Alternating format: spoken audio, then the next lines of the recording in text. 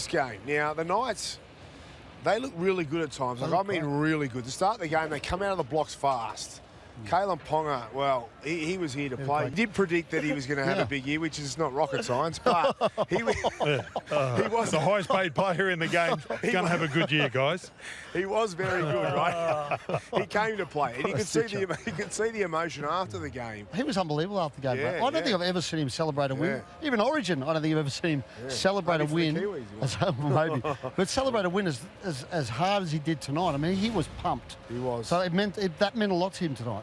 Yeah, the way the Knights played that first half, and the concerns were because after, like, Jacob Saifidi, I thought was enormous in that opening stint, right? And Trey Mooney did a good job, but they lost that punch off the bench, and that's where the Cowboys really changed that momentum. I thought Griffin Neame did a really good job coming onto the field for him. And they scored a dynamite, dynamite, right? Dylan Brown, let's not you know, when he combined, when it was Sharp, Brown, and Ponga, they looked the best they'd looked for years. Out of the sides that come here, the four, they looked the best. They did. The Knights looked the best, and not on paper, but if you got Sharp and you got Brown and you got Kalen Ponga running the footy and their offloads, they look fit, they look fast. And it was the old Knights. I don't think they're going to bruise you like they did in the 80s and 90s, but they won. And they showed great resilience because they looked a bit dicey there when Sharp went off, and he should have went off before they conceded that try. Anyway, let's hear from their coach after the win. Really happy to get the win. That's obviously what everyone wants to do. You know, it was a huge event, big week's preparation. A lot of people, paying their hard-earned to come over and watch us from Newcastle. So, as a coach or as players, we're thrilled to get the win. How's Sharpie? Yeah, not sure. He'll have to get some scans, but we don't think it's anything too serious. So hopefully he'll be fine, but we won't know just yet. But okay, let's dive into the North Queensland Cowboys, who look good at times and then not so good at others. And we spoke to Todd Payten only last night, Gordy, about their defence and how much they need to improve that, and also their attack and control on the footy. How did you see them tonight, their performance? I think they'll be happy with their effort in defence, structurally, and they did get caught out. I thought their attack was really poor at times today. Looked really clunky, did and was going. They looked like, just even like, when they're going wide, they just weren't on the right routes, like running. So it's like they'd worked really hard on their defence. And I thought they were better defensively because that's what he criticised. They didn't play square, Gordy. They didn't play square, they went sideways. They didn't earn the right. They didn't earn the right to go sideways. Tamalolo went well, but Tamalolo had a great start to the game, right? Here, he carried the ball well. Cotter tried hard. Dearden was everywhere, but I just thought, and Drinkwater hurting himself like he tried to tackle Dom Young, hurt his ribs come back on. So there was a bit of a shuffle, but they just looked clunky. I thought they were poor. I thought they were poor coming into a season knowing that their coach is under significant pressure.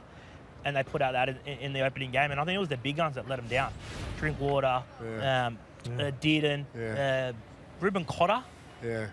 Barely sighted, right? I thought the best matchup was Jackson Purdue up against Dan Gagai. I thought that was an outstanding matchup. And as I said before, I thought Griffin Neame was probably their best forward despite coming off the bench. So I think they got some. Still inconsistency there around Jay Clifford too. I mean, he come up with a nice little kick and a good play, but he had a few errors in him and took the wrong option at the wrong time. You look at their start to the game and their start to the second half, they just missed the jump on both occasions, right? They did well to peg it back in that first half, but that start to the game and then the start to the second half, when they had some momentum going into the halftime break, I thought was really, really poor. And they didn't go back to it, right? So Helam Lukey hits a great short ball. He goes through, and I know Sharp was injured, and you watch Sam McIntyre over here with the flick putt. So their back rolls were actually doing a good, but they didn't go back to him. Yeah, they didn't. And it worked. I'm really worried if I'm a Cowboys fan. As Mick said, your coach is under pressure. You need to win football games, and you turn up and play like that. You serve up. But their attitude was better. Well, I thought defensively. No one here's got the Newcastle in their top 8, Gordy, and they were behind. They were behind 12-0 in the blink of an eye. And really, what's wrong with you, mate? What did you have? What do you mean? Well, you're making a lot of sense tonight. I haven't even had put a top 8 out yet, so how do you know I don't have the top 8? I bet you don't. I probably don't. You can tell us now, Ray. Who's in your top You know what, 8? after tonight, it depends on Fletcher Sharp. They're a much got better Newcastle chance. in? No, I Wow. don't actually.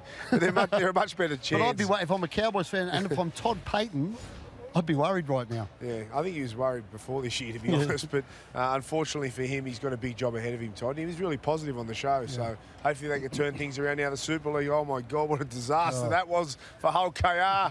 But Leeds, what a performance it was by them. What was it, 58? I stopped counting. 58-6 I actually closed my eyes for the last half an hour. 58-6. And The air's out of the balloon. hey, yeah. You know what? 4 trophies. And you know what? It would have been hard, right? Yeah. And then asking, the whole people around that they come here and I'll back the business. They needed to celebrate. Yeah. They are the world champions. They've won 4 trophies. What a year. Matty Johns reckons that in 50 years' time, they'll still be talking about the season that Willie Peters and the whole KR side has had. They needed to celebrate. It was always going to be a concern, and we said it all week. It was always going to be a concern. They've had so many games, big moments. They got beat. They shouldn't have got beat even before they won the World Club Challenge against the Broncos. They got up and beat the Broncos, and they've got to try and get back up to come to Vegas and play in this. So, there's no excuse for their performance. It was If you tell me today that side beat the Broncos, well, that's what I mean. It's unbelievable. Mate, they put you in a straight suit. They put you in a Unbelievable. straight It was suit. that bad that it's not going to happen again. It was just, in my opinion, it was just. But Leeds were fantastic. So let's talk about Leeds. Let's talk about Leeds, because they were. Brad Arthur had them firing. I mean, they looked sharp. Micah Sevo, mate, Four they tries. started a chant. What about Brody Croft? had a was bit- he? Well, do you know what? I was standing with Cooper He Cronk. looked like right? Nathan Cleary. So, like, I was standing with Cooper because obviously it was a busy day and we were here. No, no. And then, Listen to you. Lucky and you're then not- He looked like it was Nathan really cool Cleary. just sort of sitting with a halfback and he's just talking the game. He goes, if Brody Croft starts running, he'll carve this side up. And he went bang, bang, bang, started running. And it was just cool sit. And then Brody Croft, he run the ball. He's a natural ball runner. Obviously, he was sat underneath Cooper for a while and just having Cooper. And if I'm Brody Croft, I'm sending Cooper an email and I'm getting him to review my game. Good timing by Brad Arthur too, because Michael Chamis is here, the boss of PNG, the CEO was here.